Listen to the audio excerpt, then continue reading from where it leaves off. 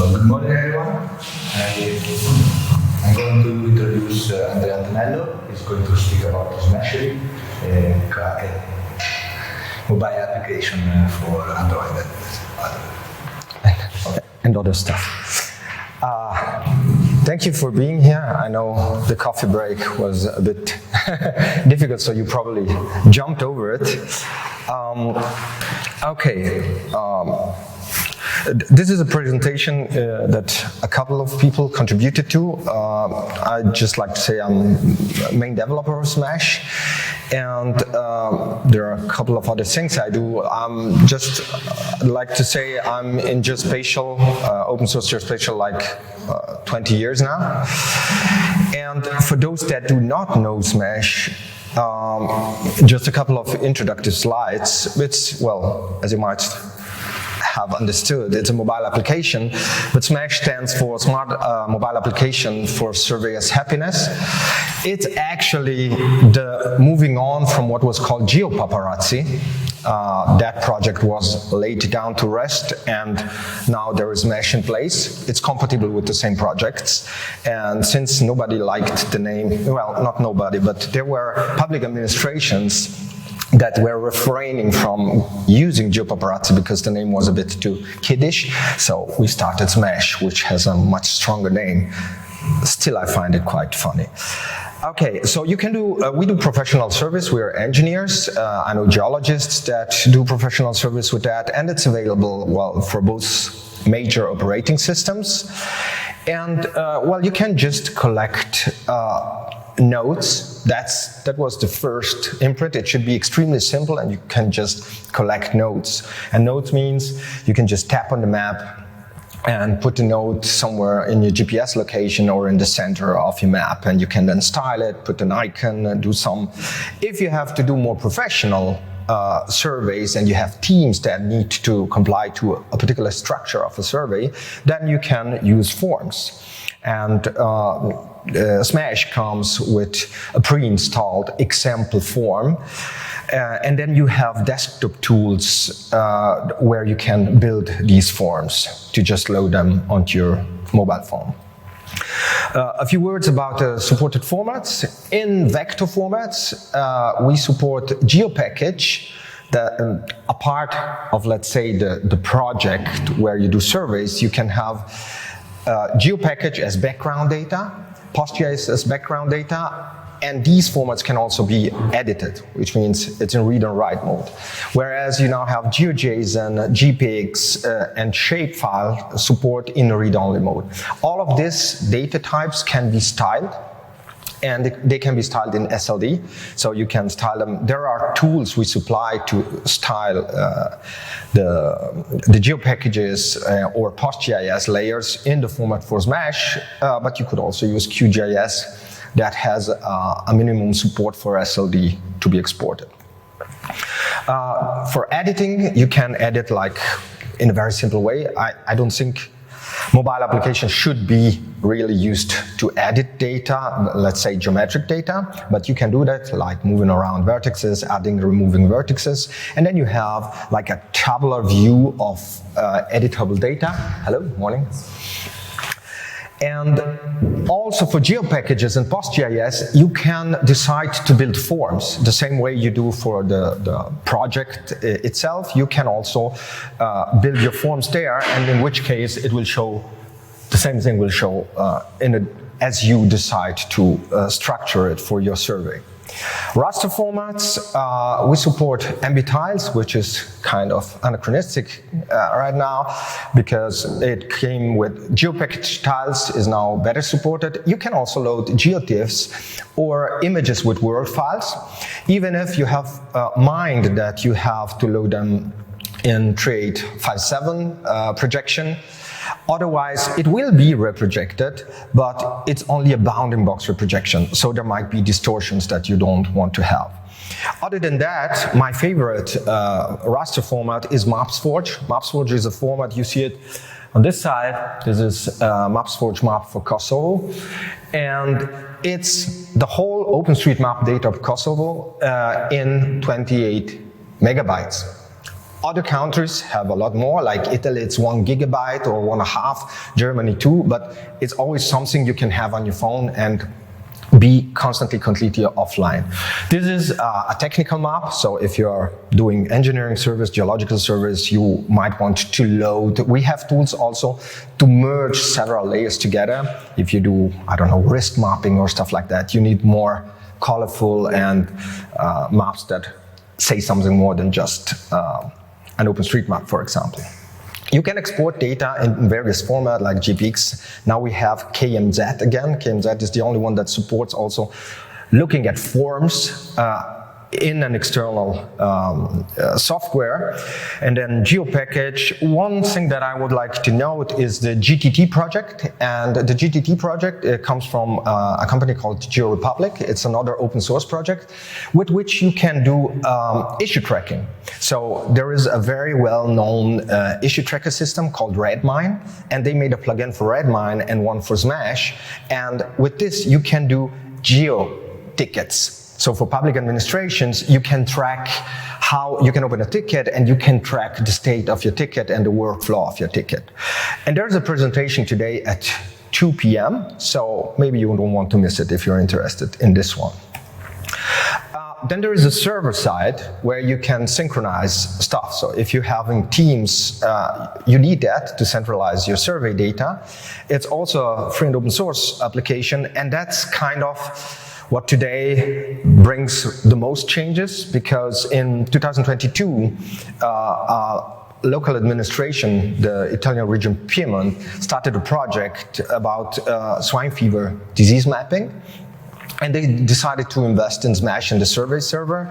So this had a quite good effect on the Smash ecosystem, as you might guess, because we had some resources to work on. And even more, we had a larger group of people doing larger surveys. And so this revolutionized kind of the survey server. So we have this in testing at the administration since the beginning of the year. And I'm going to show you some of the changes. The front end stayed more or less the same. Our survey server doesn't really want to do very particular thing. It's just exposing your data so that you can query it by project, by particular surveyors, and see different versions of your survey. It's still written in Flutter for those that are more technical. And this is the same language we write on the mobile side. And I'm very happy about that, because this is how you see in the web and on the mobile side your server, your forms. And they look exactly the same. They use the same libraries. So you have the same user experience if you need to go dump into the web browser and check how your survey looks like. One thing we added this time is the possibility to track active users. So if you enable it on the website and you enable it yourself, you need to enable it because in Italy there's a lot of problems with privacy and stuff. You need to want to enable it on your application. Then you will be able to track your teams out on the field. This is something I've always loved to see when you do searching for people outdoor, because the teams in the mountain environment, it's a bit difficult to track them. Okay, you then have now a whole admin console, and this comes because we migrated the project to Django, and with Django comes this beautiful administration console, and from there we wanted to have possibility to create projects, different projects, to create different groups that have different permissions in projects. So you have surveyors for certain projects, and they can contribute, but not to other projects. And you would have different levels of administration where people can create new groups, can create new users, new projects, and that might be even able to edit in a simple way single nodes or data that are inside. So this is survey data management. If you have, it's practically not very visible, but you have the possibility to select, for example, the nodes. You will have your list of nodes, and if it's complex nodes and it contains images or other data, you will also have them accessible from the main list. You can then filter out for project, for survey, or for whatever you decide you want to look at. There are multiple projects now, so what changed in the server is when you log in, you have to select the project you want to log into, and the same happens on Smash. You have to select the project to which you want to synchronize to. So that's very important. The project administration now is something where you have to define for a project which groups can contribute to that. And there are 3 main groups that come directly with installation, which are surveyors, coordinators, and web users, because these are mandatory and are, let's call them volatile groups. They are necessary to know who can contribute synchronize from the application, who can contribute data. These are surveyors. If you are part of the surveyor group, you cannot contribute.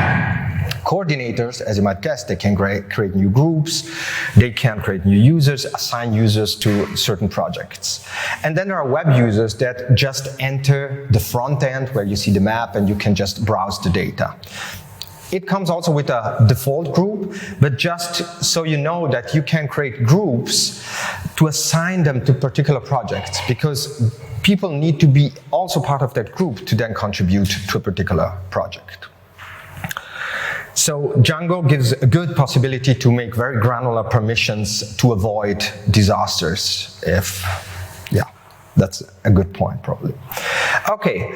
Again, groups are taken from the Django administration, so you can create users, assign them, and decide if they can edit nodes, if they can view nodes, if they can create new nodes, and whatever comes with Django. That's quite cool. We have now project data. They were enhanced a little bit. Project data are those kind of data that you give in support to a survey. This means background data or a project itself, so that people start with an existing project that might be a project another user started and you have to continue in that project. And then there are the whole form definitions, and if you need them, offline background maps. This is extremely helpful because many times people that do surveys have no GIS notion at all. So they just want something simple where they say import, it downloads the data for them, loads them, and you just open the map and start entering your forms and selecting stuff from your forms. But this can be all done in the web version by just uploading, tweaking, and generating this data.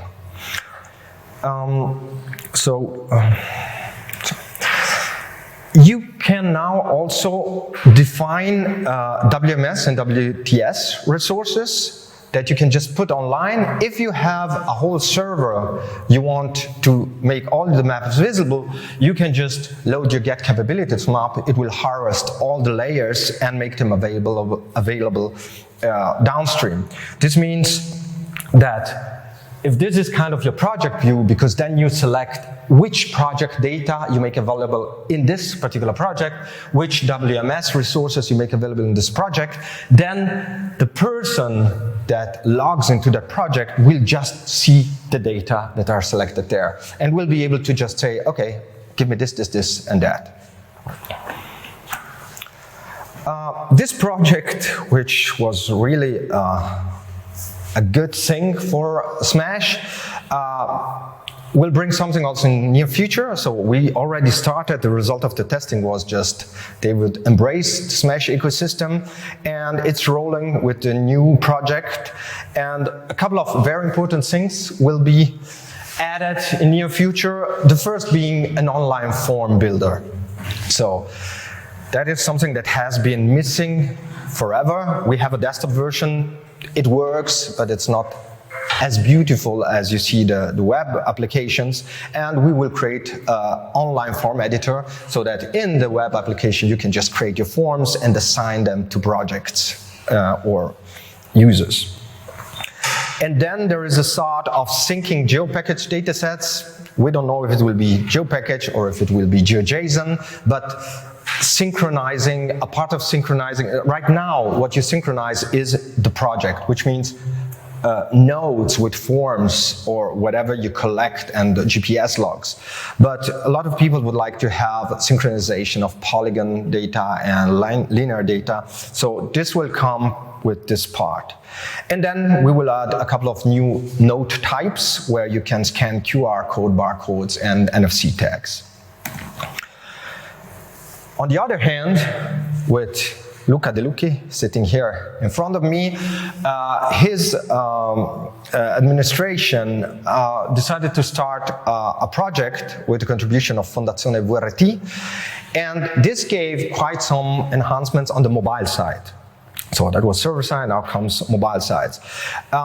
They decided to develop an application dedicated to agricultural management, fields management, and clearly the generic way of being of Smash was not enough in this case, so they started, or we started, I was involved, to develop a new application, but using the Smash libraries. There is a library called Smash Labs that brings the whole form stuff, a lot of things that are actually used in Smash, but with which you can just create any other application. There's a presentation in this session, in two presentations, so, well, you might want to stay here if you're interested in this one. So this is how it looks like. I won't enter so much into this, but it will feature one very nice thing, which is having in your forms a new type, which is the geometry type. So you can add to punctual nodes, add it, you will get a form that will look like this. So you enter your data, but you can also enter like a polygon or a line or other points. And depending on your use case, you might be interested in this. Clearly, this doesn't make extreme sense, but it might in the generic Smash. You might have a use case for that also. But it's very good to create other simple applications where maybe from your database you get a model that has also a geometric type attached. And that's how it will look like. And this project also brought new combo types, for example, an integer combo, multiple connected combo, multiple integer combo, and also the double autocomplete connected string combo. So these are more types to just have interconnected data. So that's very good. One thing that has been asked for ages, and I was always trying to refrain from implementing that, is URL-based items. Some organizations have, when they put a combo box, they have like lists like this. So we added the autocomplete combo box that you could just start shrinking stuff down, but still you would have a very large amount of entries. And if you have that for many combos in your form, thing is that historically, we always save the whole form in the database with all the definitions that were possible at the time of serving. I really want to keep this because this gives eternal backwards compatibility.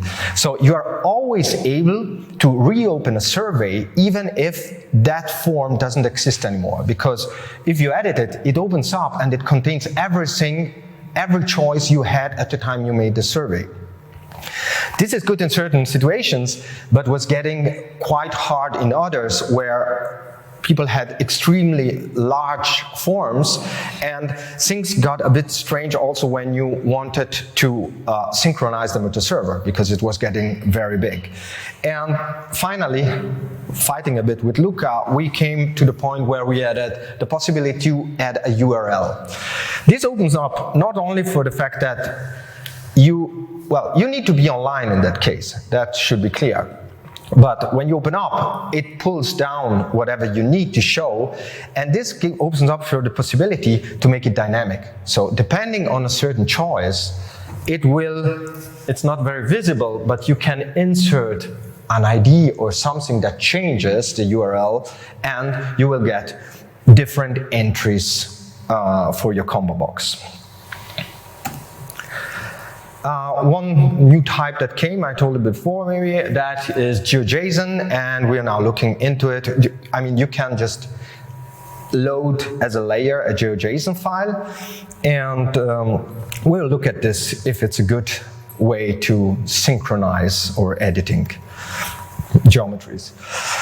I would like to spend just a few words for developers, if there are any, or at least to leave it for the presentation online.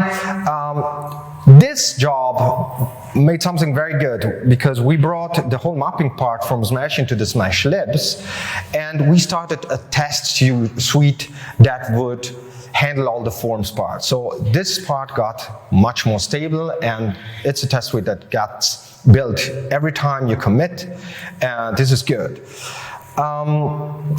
And we now have also a demo application. So if you're interested to develop something on top of the Smash Labs, you just open the Smash Labs application project. There is an example application in that, and it's really just one file. And one file generates something like this, where you have all the different types. You can click on it. There are example data. They will just load. And it also supports editing of some of the types, so you can have a look at how you could enable editing and save stuff in your own database, in your own project. And I think that's all for it. I don't know if I was very perfect. Good. Thank you very much. Thank you for stopping by and probably renouncing on. Thanks a lot. Any questions? Yeah, please. So my name is Ita. Hi. I'm a researcher at the Catholic University, the University of Federal Armed Forces in Hamburg. Okay. As a civilian, and my research is in climate change. So my questions would be from the user's point of view. Okay. When you say forms, do you mean like a scenario? If we go in on the ground and we ask the community about natural disaster of some sort, the forms in the fields are specifically related to the geographical side of it, or do we have, as a user, the opportunity to modify the fields? So for instance, I'm taking the classical, typical Google Forms, and then you have some questions for the people affected, and you can edit those. So is it structured, so to understand, are these forms already prepared by your side, or as a user we can modify the questions? Absolutely. We have a form builder, and I hope now, I mean, in near future, it will be inside the web application where you will just generate your form. But now you have a desktop application, but you create your form. Right. And then you upload it, or if you use the centralized version, you can put it online, and it will then the user will just synchronize and get the form down. And it will be whatever you built for the user. So what you would usually do, we put an example form that looks exactly like the one I showed at the beginning. Sorry, no, this one. Where I show exactly, the form definition is a text file. It's a JSON file. So here we put an example of every widget is supported in Smash. So you have, like, you can take pictures, you can insert the date and time, you can draw a sketch and save it. This will all be inside the form if you build it like that.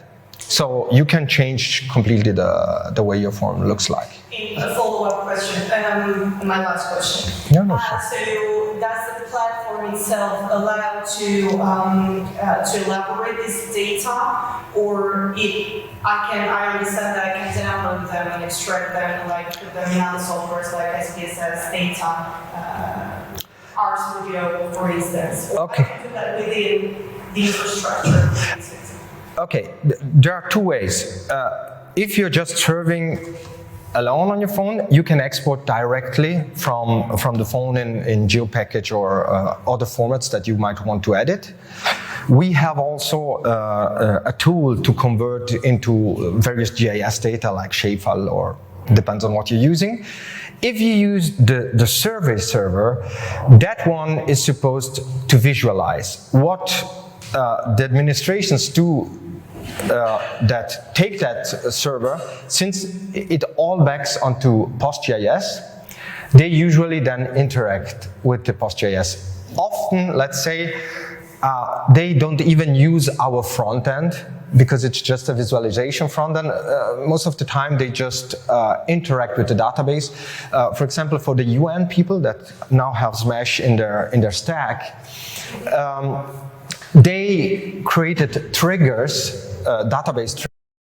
Every time you put a note in, would convert, extract from the form something and send it to some other, I assume, service like probably you have, or generate different tables that they need for their applications. Okay, yeah, sure. Yes, please. Beginning, so maybe we already covered this, but just following on from that. So you could have the forms collecting, multiple users collecting data with the forms in the field, and they can submit it straight into the PostGIS database from the phone? Or yes, exactly. That can be put in? No, if you're online, whenever you're online, you can just synchronize and it will upload all the nodes that were not already uploaded. It goes up to the application that puts it into the PostGIS database.